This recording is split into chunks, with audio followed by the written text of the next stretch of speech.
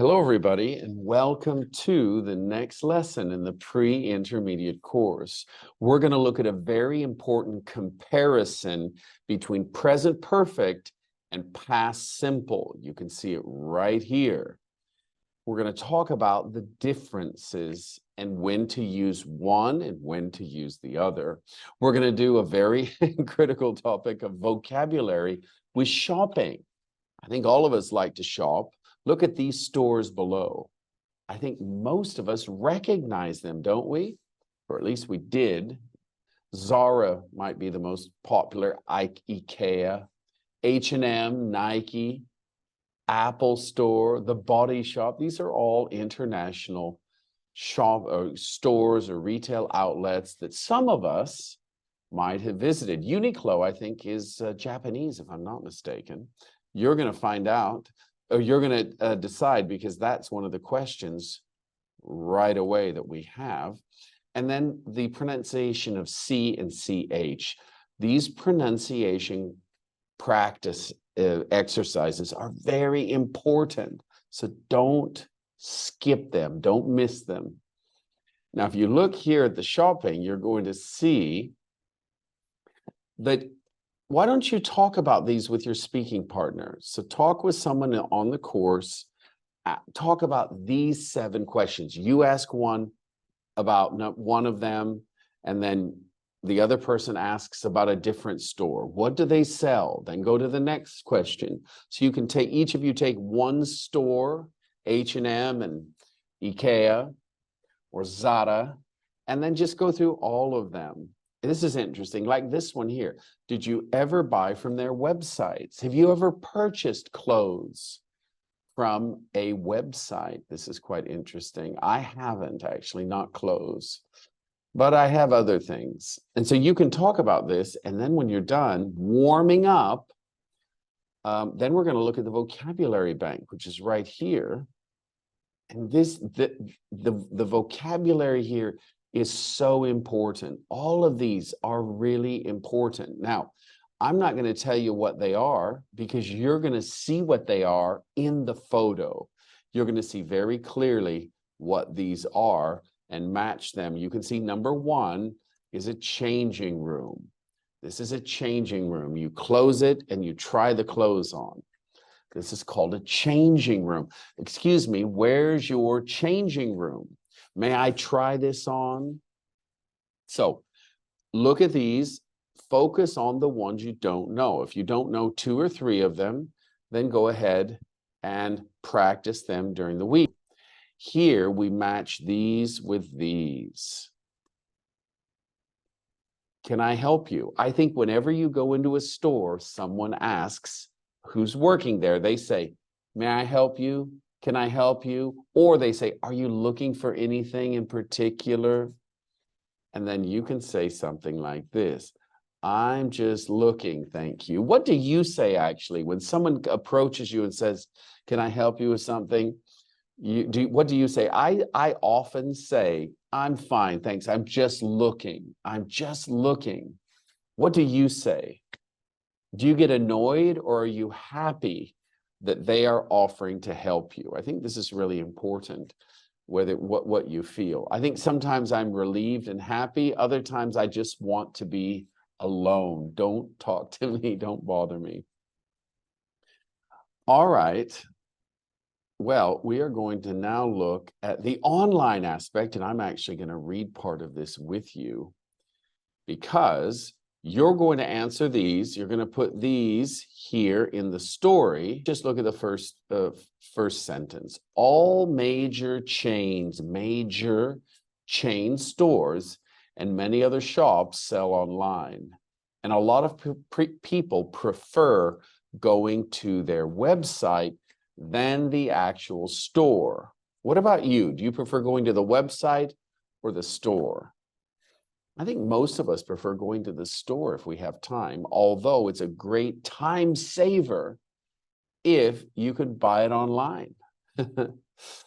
I recently made some big purchases online. I bought this.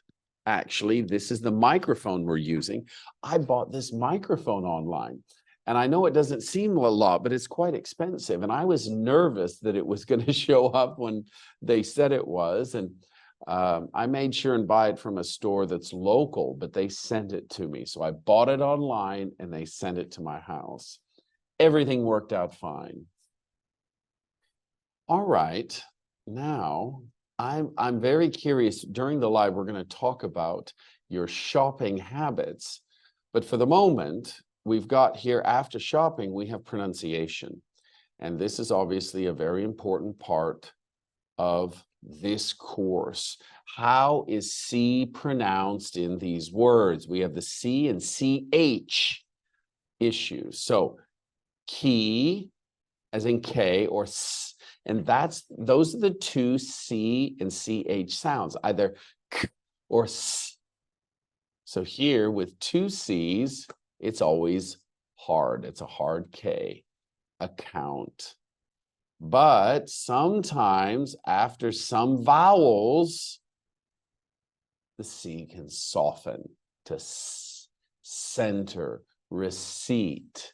So you're going to have to look at these and look for patterns. When is the C a hard K sound and when is it a soft S sound? You're going to have a lot of practice here. And they even ask you, when is C pronounced like an S? So you're going to look at the examples and try to come up with your own rule. And I can help you do that if you want. How is CH pronounced? Well, it's not always pronounced the same way, but it often can be. Here we go. Ch, ch, ch, ch.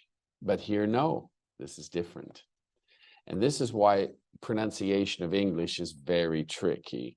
So you're going to listen to these pronunciations and see the difference and try to memorize it. Sometimes you just need to remember these pronunciation differences. The rules aren't going to help you because they're too complicated. You just have to rely on your intuition. I know that's not very satisfying answer, but that's often what you have to do. Now, when we get to the grammar, I am going to work with you on 132. So let's go right to 132. It's right here. And I'm going to help you. So we're going to first look at present perfect right here. Present perfect, experiences and unfinished time. So I'm going to read these. We're not going to listen to the files. I will do it. She's been to New York 3 times. The present perfect is there. She has been. Has been is present perfect. So have you ever been? Have been is present perfect. Have you ever been to IKEA? And ever here is a key. I've never met Nina's husband. I have met is the present perfect. He has seen is present perfect. So those are the present perfect. Now, you can have some clues here. Ever. We use ever and never to talk about, oftentimes this means we're going to use present perfect. Have you ever been to China? Have you ever climbed a mountain? I have never climbed a mountain. So ever and never are often used with present perfect. Not always, but often. So very important clues. So let's go ahead and remember that. Now, so just one more time. I've never met is an experience. I've seen the film twice, an experience, unfinished time. I might see it more. I've been to New York, or she's been to New York 3 times so far in her life. Maybe there'll be more. Now, let's look at the difference between present perfect and past simple. And this is quite interesting. Basically, when you start out a conversation with a question like this, you answer it in present perfect. And then when you talk about details, you switch to past simple. Look at this. Have you ever been to Mexico? Ever? Yes, I have. Yes, I have been. So present perfect. Now, when we go into details, we switch to past simple. When did you go? Did go is question form of the past simple. Did go is a question. When did you go there? I went, past simple, last year. It's an action in the past. We have a time last year, so we now use past simple. We could never say, I have been there last year. No, I went last year. Jack has broken his leg. Has broken suggests it happened recently. It's present perfect. It happened recently, but now I'm going to ask when. And when I ask when, I use past simple. Oh no, when did that happen? Did happen is a question using in the past simple tense, simple past.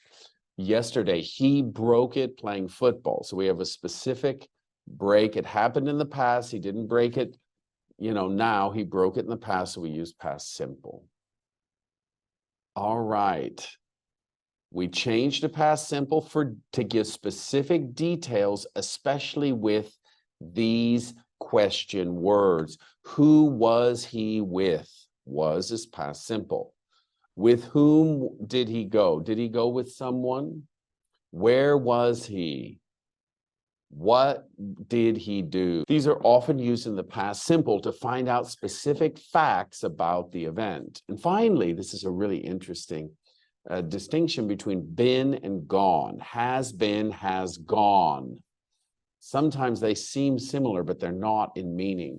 Mike has gone, look at this right here. Mike has gone to Paris. Sorry, first one. Mike has been to Paris. That means Mike has gone there and now he's back. He's been to Paris. He's visited Paris. He's been to Paris. Mike has gone to Paris. He's left for Paris. He's now there. He's gone to Paris. I don't know when he's coming back. Maybe next week. So he's in Paris now. This is a very interesting and important distinction.